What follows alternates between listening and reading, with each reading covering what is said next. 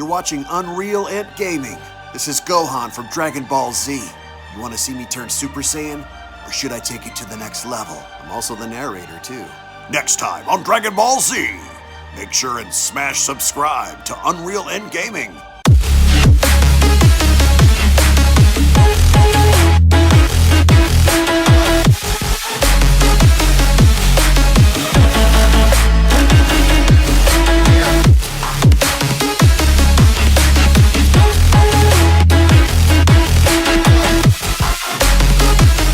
With the Galactic Patrol Prisoner arc now having to come to an end and a brand new Dragon Ball Super arc looming over the horizon, the possibilities now are seemingly endless at the overall idea of what this next story might be, and with all things considered in the idea that Goku and Vegeta are just about to have their final battle against Moro in Dragon Ball Super Manga chapter number 66, the question going forward that many fans seem to have within the community is what exactly are they going to do going forward, and can the next arc actually have the potential to be one of the best arcs within Dragon Ball Super having to be told thus far, which also happens to include the Galactic Patrol Prisoner arc. And one of the ideas that could set itself in is the idea of Goku having to pay Merus' debt back by having to collect the Super Dragon Balls in wishing for him to come back. And a quick little reminder before we begin, if you guys are new to this channel and have a love and passion for all things Dragon Ball and anime related, then I do encourage you guys to smash that subscribe button and turn on all notifications to never miss a single upload, as well as giving this video a big thumbs up by slapping that like button down below if you guys are simply stoked, ready, and excited to see what this next arc is going to be about, because as of right now, I think we can all come to a universal agreement to say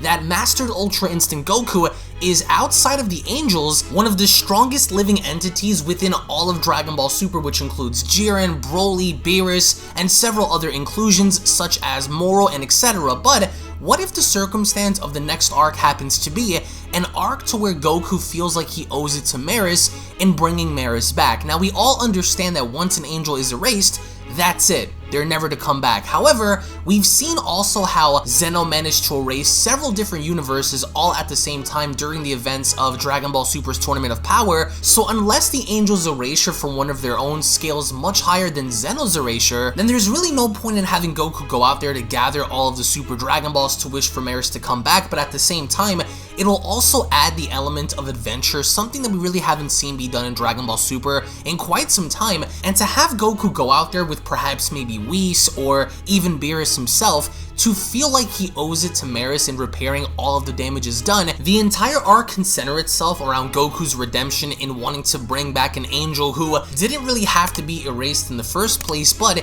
it was Merus' choosing to help Goku master Ultra Instinct that allowed him to get to that point in time. As joining me here today to further discuss the concept of Goku's adventure in gathering the Dragon Balls, but also the element of what this new arc could be, is my good friend and Dragon Ball YouTuber Emosh. Now, Emosh, you were under the impression that perhaps maybe it is possible for someone like Merus to come back, considering all things with the Dragon Balls and the Dragon Balls seemingly being limitless. They're able to bring back entire universes, so why can't they bring back an angel? So it's very subjective in the idea of Merus coming back, because even if he were to come back, who's to say that he wouldn't do what he had done prior in jumping into the mortals' business and getting involved with said enemies similar to Moro? So in your opinion, how do you think they should go about the narrative of Goku paying the Angels back for making such a big mistake? Because if you guys recall, in the Dragon Ball Super manga, the Grand Priest never wanted to lose any angel to begin with, right?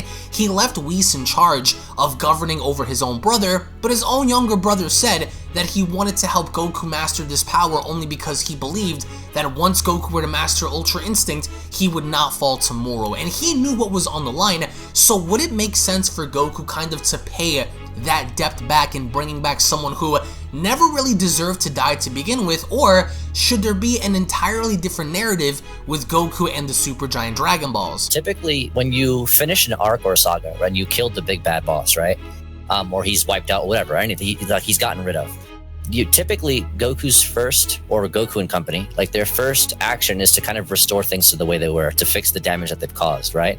Because they are, whether it's directly or indirectly, the cause of all that damage, whether it be people dying. So for example, Goku and Merus were training in the Room of Spirit and Time for 2 months, which equals 6 months time in the Rosat, right? That means over the course of 2 months, Moro wiped away God knows how many planets, how many life forms, so on and so forth, right? So it's like things like that, for example. And then when Goku comes back to Earth to fight against Goat Moro, Gohan tells Goku not to worry about the Earth, to go all out. We have all the Dragon Balls on Namek or whatever, or I forgot where, but they gathered all the Dragon Balls. They could just fix everything back to the way they were. So it's consistent, right? Sure, it's more of the same old stuff. And sure, I guess we could have a conversation to discuss potential things that can happen. But it's based on what we've seen, in regards to how this arc finished off, it's pretty much safe to say that Toyo is going to continue to recycle concepts and expand on them in whatever way he knows how to, right? So in this case, Goku, he feels remorse for Merus, he feels guilty, right? And Goku's been known to kind of want to bring people back to life. If he can stop people from dying, he does so, right? So there's that's consistent with this character.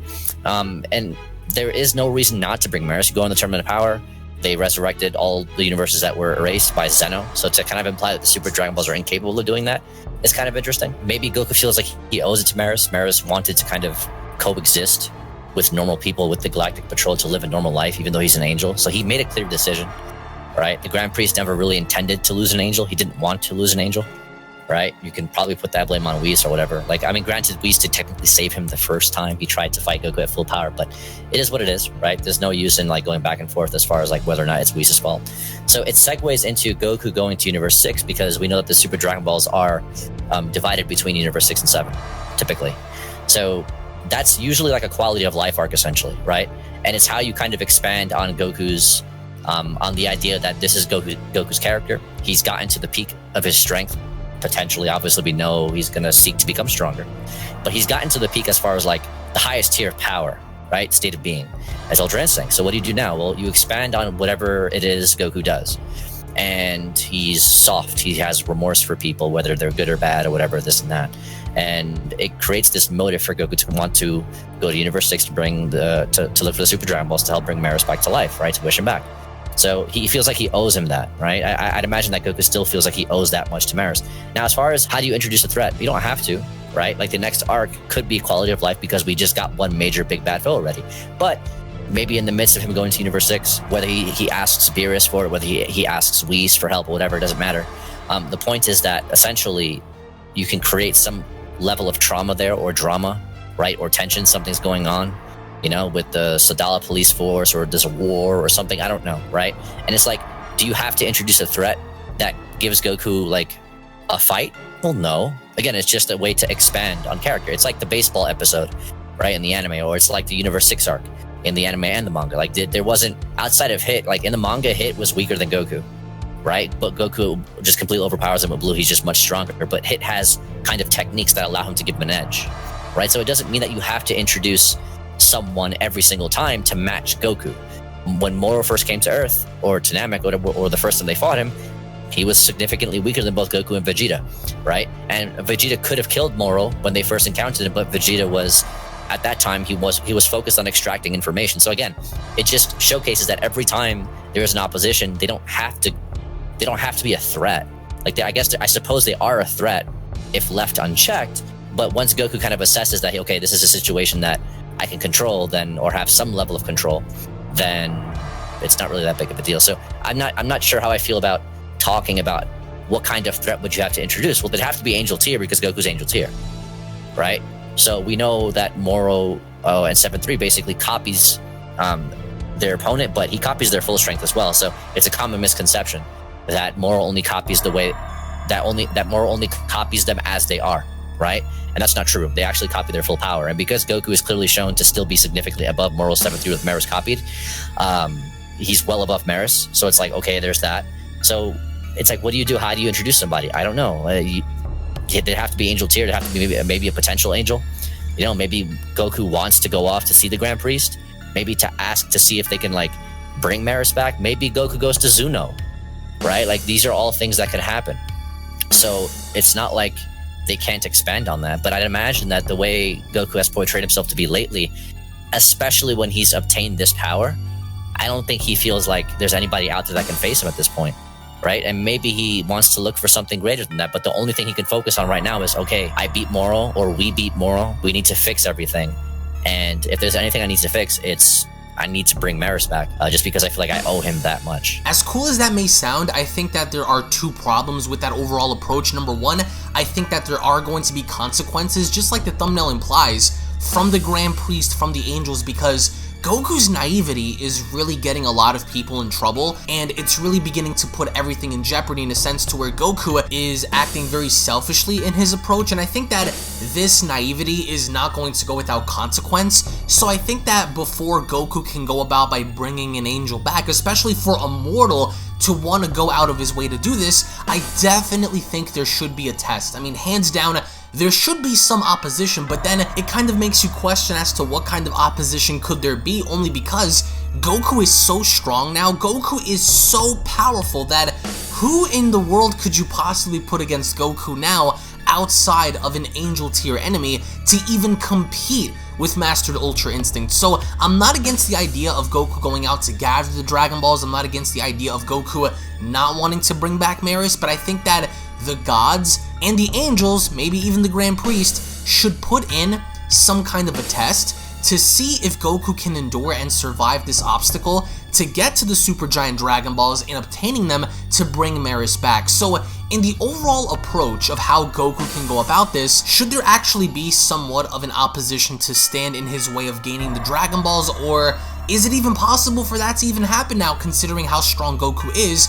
And how would you go about the idea of Goku just getting these Dragon Balls to make the wish that he wants to make? It's difficult to discuss having someone stand in his way because we don't know of anyone that could stand in his way currently. It's just that simple, right? So yeah, I guess you could put like Goku through a test, like have him run errands. Like maybe the GP says, okay, well, you know, I have no problem gathering them for you. I can do that, right? He's friends with Zeno. He can ask to go see the Omni Kings.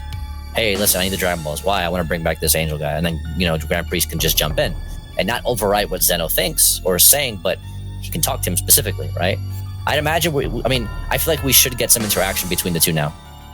He should take a visit back there, right? So I believe the Grand Priest has taken some interest in Universe 7. But I think, or that might be an anime exclusive, but whatever. It's not to suggest that Toyo can't just pull something from the anime, like a concept, and then expand on that, or try to expand on it in his limited fashion. So, you know, it's possible. To put a definitive like marker on it, it's difficult just because of how strong and how far Goku's become. So do you have to introduce a threat? Do you have to put someone in his way? Well, no. Do you have to put something in his way? Sure. And that something could be a task, you know, like, again, the Grand Priest, right? Grand Priest can gather the Dragon Balls for him, no problem. But I need you to do something for me, or I don't know. Honestly, it's really difficult to gauge. There's probably never been a more difficult time to gauge the direction of where Dragon Ball Super can go, mainly because of how powerful Goku is at this point, right? He only seeks to get stronger, but how much stronger can he get? He's already Angel tier. We've already established that much. And how do you expand on that? There's no one else in Universe 7. I mean, or do they just retcon something, right? It's not going to be Frieza because, you know, are they really going to milk that again? It's possible, based on what we've seen, but I don't know. Broly has no placement in this, right? So it's like, I don't know, man. There's so many characters that have been there. There's a lot of characters that have debuted and just been brought back, and concepts that have been brought back that feel ultimately useless now just because of how strong Goku has become. Where's he going to go? Universe 11 to visit Jiren?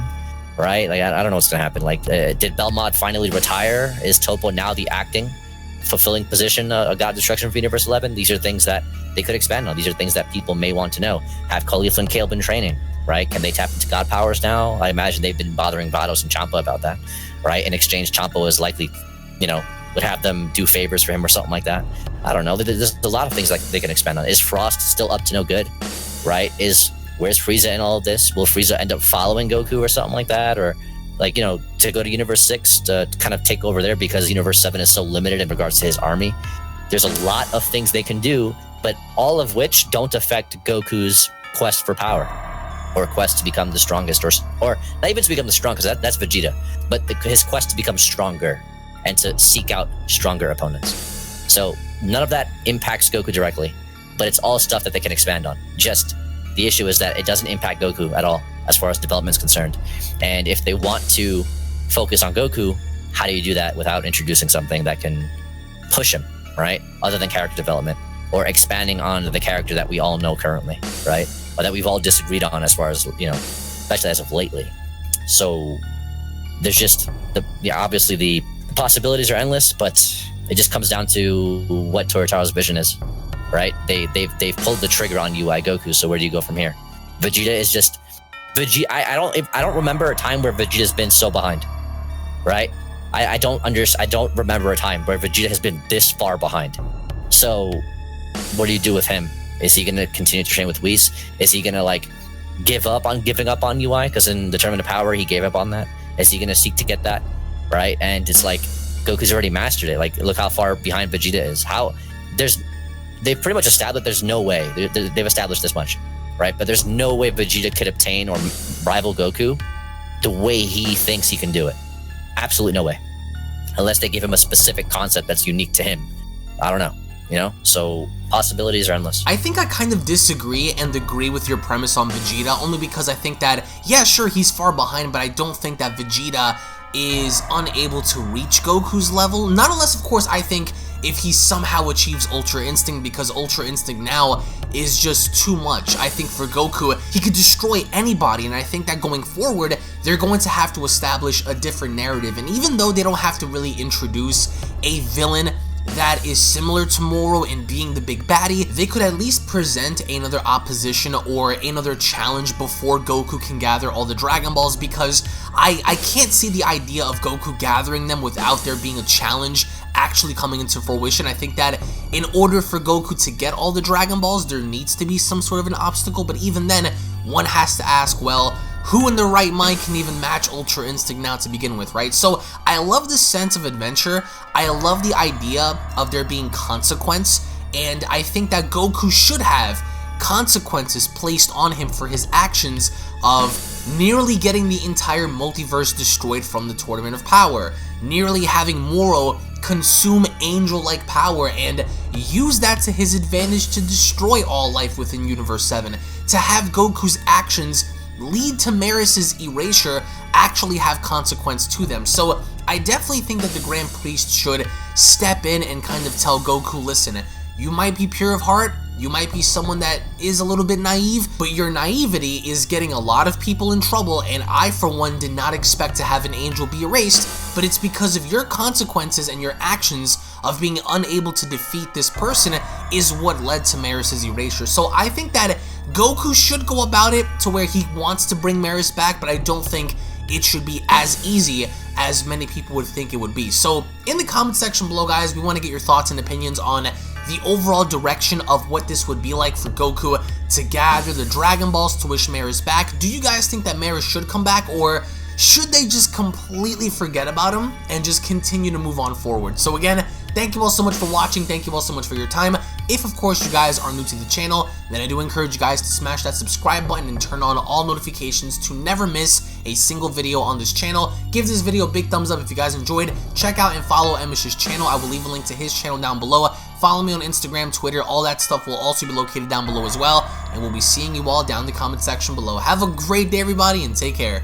Peace. And a quick little reminder before you guys go, if you guys are unaware, I do have a second gaming channel located down in the description box below, so be sure to head on over to Unreal Royale and hit that subscribe button along with turning on all notifications, as to there, you guys will find all different kinds of gaming content that you will not get to find on UnrealEntGaming, titles and video games such as Grand Theft Auto, Call of Duty, Gears of War, Dragon Ball Z Dokkan Battle, Dragon Ball Z Legends, Dragon Ball Z Budokai Tenkaichi 3, Minecraft, Blair Witch, and many other retro games on that channel. So if you guys are into gaming, then make sure you guys subscribe over on Unreal Royale. I want to thank you all so much for your time, and I'll catch you all in the next one. This is the Galactic Emperor of the Universe, and of course I'm here to tell you to subscribe to UnrealEntGaming. Also follow UnrealEntGaming on these social media platforms to stay connected at all times. And if you don't, then very soon you will all be dead! Oh, did someone say UnrealEntGaming? Oh my god. The fuck's up, on? Put on some clothes! Well, why don't you put on any clothes? What? I don't need clothes, but Jesus Christ, that's huge! What, Broly? Frieza. Uh-oh. Prepare to die! UnrealEntGaming,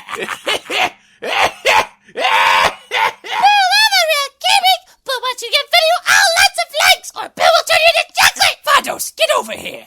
Tell these mortals that I'm the biggest UnrealEntGaming fan. This is my moment. I'm a part of his notification squad. Universe 7 can have all the fun. I just want the food. And don't forget to leave a comment on this video. Show some love for the best community on YouTube. Kakarot!